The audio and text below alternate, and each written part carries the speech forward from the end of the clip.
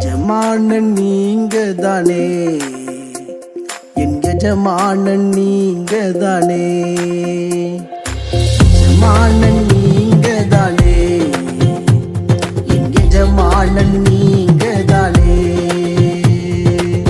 உன் கரத்தையே நோக்கிடுவே, என்னை என்றும் நீர் நடத்திடுவே. ஆண்டவராகிய இயேசு கிறிஸ்துவின் நாமத்தினாலே உங்கள் அனைவருக்கும் 2264வது காலை மன்னா செய்தியின் மூலமாக உங்களை சந்திப்பதில் மிக்க மகிழ்ச்சி அடைகிறேன். தேவனாகிய கர்த்தர் இந்த இரவு முழுவதும் பாதுகாத்து அற்புதமாய் ஒரு புதிய நாளை தந்திருக்கிறார். அவருக்கு மகிமை உண்டாகட்டும். இந்த நாளிலும் நாம் யாருக்காக எதற்காக ஜெபிக்க வேண்டும் என்று சொன்னால், நம்முடைய தேசம் முழுவதும் கர்த்தருடைய வேலையை செய்கிற எல்லா ஊழியக்காரங்களுக்காக, அவங்க குடும்பத்துக்காக ஜெபிக்க வேண்டும். தேவன் அவர்களை பாதுகாக்கும்படியாக, அவங்களுடைய தேவைகளை கர்த்தர் சந்திக்கும்படியாக ஜெபிப்போம். தேவன் அவங்களுக்கு நம்பி கொடுத்திருக்கிற ஊழியத்தை சிறப்பாக செய்யும்படியாக, இன்னும் அந்த ஊழியங்கள் மூலமாக கர்த்தருடைய நாமம் மகிமைப்படும்படியாக, திரளான ஆத்துமாக்கள் பரலோக ராஜ்யத்துக்கு ஆயத்தப்படும்படியாக ஜெபிப்போம். தேவன் ஒவ்வொரு ஊழியங்கள் மூலமாக மகிமைப்படுவாராக.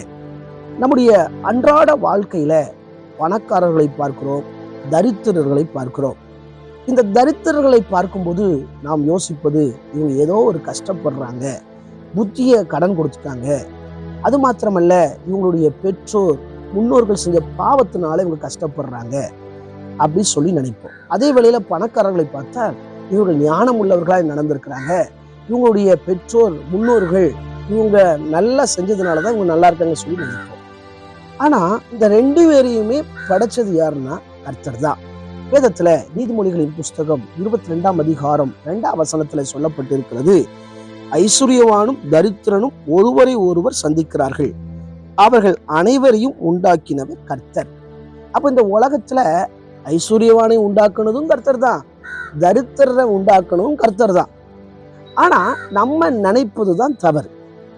கஷ்டப்படுறதுனால கர்த்தர் இல்லைன்னு நினைச்சிடக்கூடாது, ஐஸ்வர்யவானா இருக்கிறதுனால கர்த்தர் இருக்கிறான்னு நினைச்சிடக்கூடாது. அதான் வேதம் சொல்கிறது, உங்கள் நினைவு என் நினைவு அல்ல, என் வழி உங்க வழி அல்ல. ஆண்டவர் தான் எல்லா மக்களையும் படைச்சிருக்கிறார்.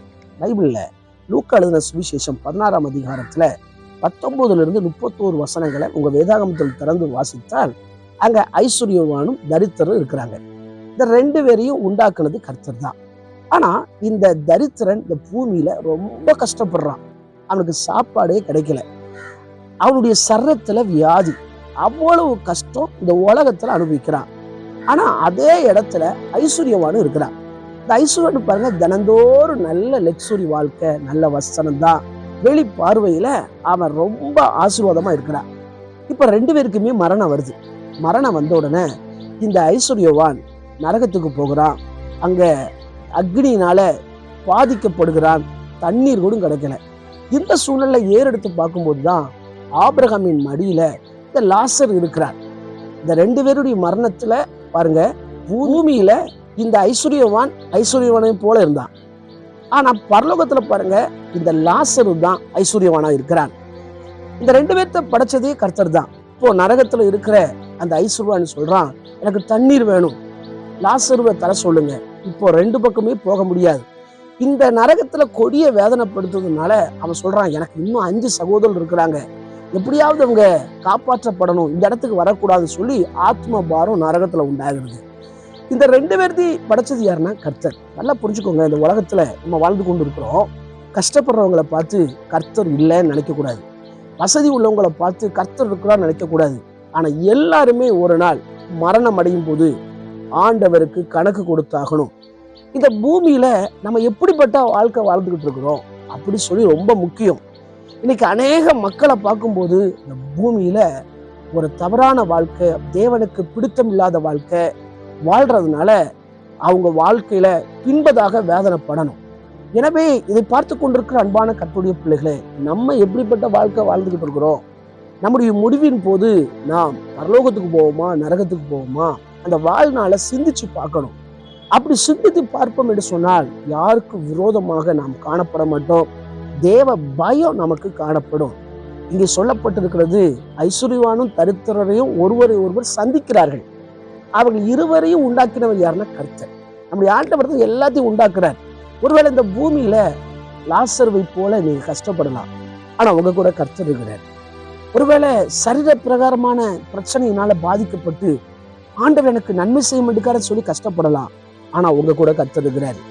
ஒருவேளை ஐஸ்வர்யவான்கள் பார்த்து கொண்டு இருப்பீங்கன்னா, நீங்க இந்த பூமியில எப்படி வாழ்ந்துகிட்டு இருக்கீங்க, ஆண்டவருடைய வருகையில நீங்க காணப்படணும் என்ற நிச்சயத்தோடு இந்த உலகத்துல வாழ்வோம். கர்த்தர் நம்மை ஆசீர்வதிப்பாராக. கண்களை மூடி ஜெபிக்கலாம். எங்களை நேசிக்கிற சர்வ வல்லமுள்ள தேவனே, இந்த வேலைக்காய் ஜெபிக்கிறோம். தொடர்ந்து நாங்களும் இந்த பூமியில ஆண்டவரை ஸ்தோத்திரம். ஒருவேளை கஷ்டப்படலாம், ஒதுக்கப்படலாம், வேதனைப்படலாம், ஆனா எங்களுக்காக நீங்க பரலோக ராஜ்யம் வச்சிருக்கீங்க. நாங்கள் ஒவ்வொரு பேரும் எங்க வாழ்நாளை சிந்தித்து வாழ கர்த்தர் கிருபை பாராட்டுங்க. தொடர்ந்து இன்னும் ரட்சிக்கப்படாத மக்கள் அநேகர் எங்க குடும்பத்துல உண்டு. கர்த்தர் அவர்களை ரட்சிங்க. பிறந்த நாள், திருமண நாளை நினைவு கூறுகிற ஒவ்வொருவரையும் கர்த்தர் ஆசீர்வதிங்க. உங்களை கீர்த்தியும் புகழ்ச்சியுமாய் வைப்பேன் என்ற வார்த்தை நிறைவேறட்டும். இயேசுவின் மூலம் ஜெபம் கேளும் ஜீவன் நல்ல பிதாவே, ஆமென். அனுஷ்டமானால் மீண்டும் நாளை காலை புதிய காலை மன்னா செய்தியின் வழியை சந்திக்கிறேன். அதுவரை தேவ கிருபை தாங்குவதாக. மாரநாதா, இயேசு வருகிறார். ஆயத்தமாகவும் மனிதர் ஆயத்தப்படுத்துவோம். ஆமென். அல்லேலூயா. Praise the Lord. உந்தனின் சேவை செய்வே எந்த சூழ்நிலையிலும்